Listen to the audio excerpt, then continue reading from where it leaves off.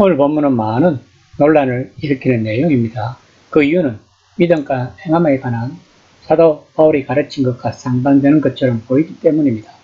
즉 사도 바울은 로마서와 갈라디아서에서 행함으로 구원을 받을 수 없고 오직 믿음으로만 구원을 얻는다고 가르친 반면 야고보는 믿음만으로는 구원받을 수 없고 믿음은 행함을 수반해야 한다고 가르치기 때문입니다. 이처럼 성경이 말하는 바가 혼란스럽게 보일 때면 우리가 찾아내야 할 더 깊은 진리가 있다는 것입니다. 2장 14절입니다. 네, 형제들아, 만일 사람이 믿음이 있노라 하고 행함이 없으면 무슨 유익이 있으리요? 그 믿음이 능히 자기를 구원하겠느냐? 본문은 믿음을 반대하는 것이 아니라 믿음이 없으면서 마치 믿음이 있는 것처럼 거짓 주장하는 자들에 대한 경고입니다. 즉 누구든지 나는 하나님을 믿는다고 말할 수는 있지만 문제는 그것은 어떤 믿음인가 아니면 어떤 하나님이신가 하는 것입니다. 본문에서 야고보가 이렇게 말하고 있는 것은 초대교회 당시 행함이 없이 입으로만 믿음이 있다고 주장하는 자들이 있었음을 암시하고 있는 것입니다. 바울 또한 로마서 2장 13절에서 하나님 앞에 서서는 율법을 듣는 사람이 의인이 아니라 오직 율법을 행하는 사람들이 어렵다 하심을 받을 것이다 라고 말했습니다. 야고보의 믿음은 단지 지적 동의라는 의미로 쓴 반면에 바울은 의지와 동의를 수반한 믿음이라는 의미로 쓰고 있는 것입니다. 즉 바울이 말한 율법의 행함은 유대인의 형식적인 율법주의의 행함을 가리키는 반면에 야고보가 말하는 행함은 하나님과 인간을 진심으로 사랑하는 데서 나오는 선한 행실을 가리키고 있는 것입니다. 쉽게 말하면 똑같은 나무이지만 바울은 믿음의 뿌리 부분을, 야고보는 행위의 열매 부분을 언급하고 있는 것입니다. 그러므로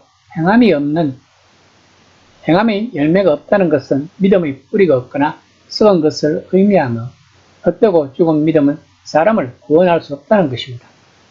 그러면서 야고보는 15에서 16절에서 앞절에서 말한 행함 없는 믿음의 구체적인 신뢰를 들고 있는 것입니다.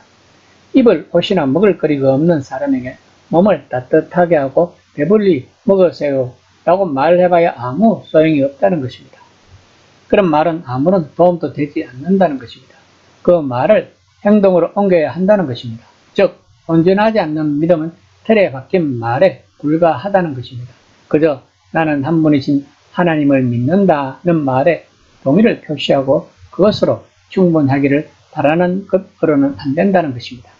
쉽게 말하자면 급진적인 삶의 변화가 없다면 그 믿음은 쓸모없고 사람들을 죄와 죽음에서 구원하지 못할 것이라고 야고보는 말하고 있는 것입니다. 2장 19절입니다. 내가 하나님은 한 분이신 줄 믿느냐? 잘 아는도다. 귀신들도 믿고 떠드느니라.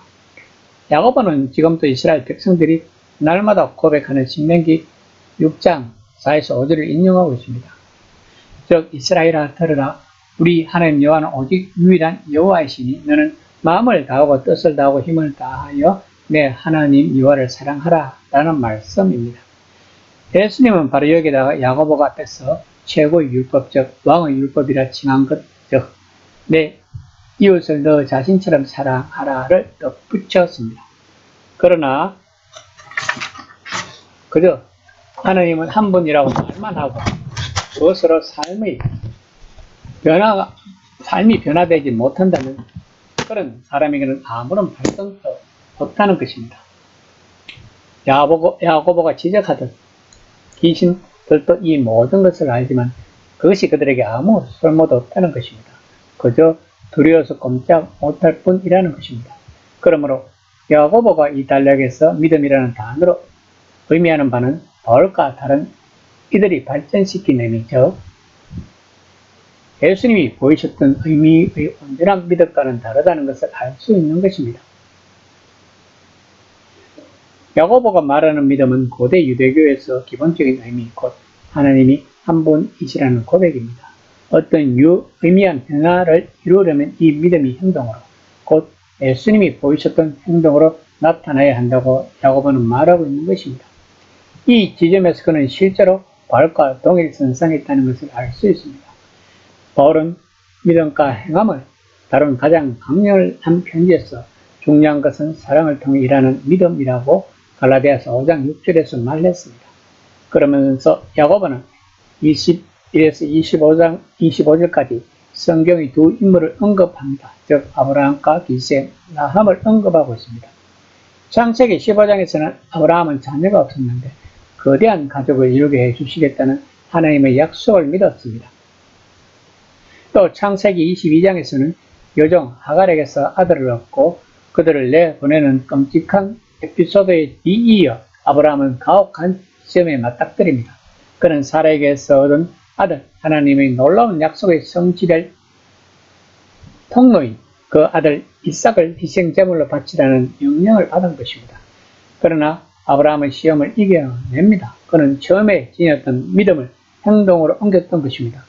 그는 하나님이 약속한 대로 행하신 분임을 믿었고 그 믿음대로 실행할 준비를 했던 것입니다. 중요한 것은 그 믿음이 살아 있어야 한다는 것입니다. 이 믿음이 하나님과 친구가 된다고 야고보는 말하고 있는 것입니다. 하나님이 창세기 15장 7에서 20절에서 세우시고 22장 15에서 18절에서 재차 확인해 주신 언약에 포함되어 있는 그 우정은 바울처럼 야고보가 칭이라 부른 것의 근거란 것입니다. 그것은 어떤 한 사람이 언약의 구성원이며 의로우며 죄 용서받은 하나님 가족의 일원임을 하나님이 선언하시는 것이라고 야고보는 말하고 있는 것입니다.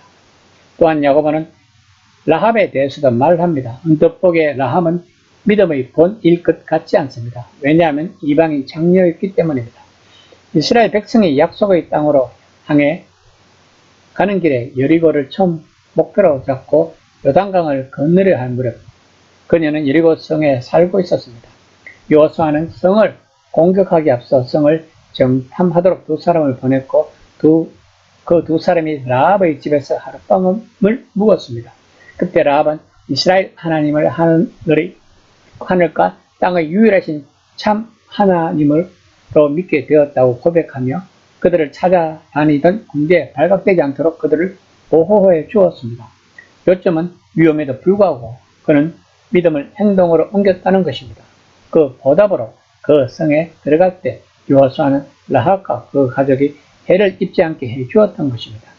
라합은 이스라엘 사람과 결혼한 듯하며 놀랍게도 다윗 왕의 고조 할머니가 됨으로써 예수님의 족보에 포함되었던 것입니다. 이처럼 불가능해 보이거나 위험해 보일지라도 믿음을 행동으로 옮기는 것, 그것이 중요한 믿음이며 그것이 의로 여기지는 믿음이라고 야고보는 24절에서 말하고 있는 것입니다. 그러면서 야고보는 26절에서 영혼 없는 몸이 죽은 것 같이 행함이 없는 믿음은 죽은 것이라고 말합니다. 이 시간 나의 믿음은 어떤 믿음인지 한번 생각해보는 시간이 되었으면 합니다.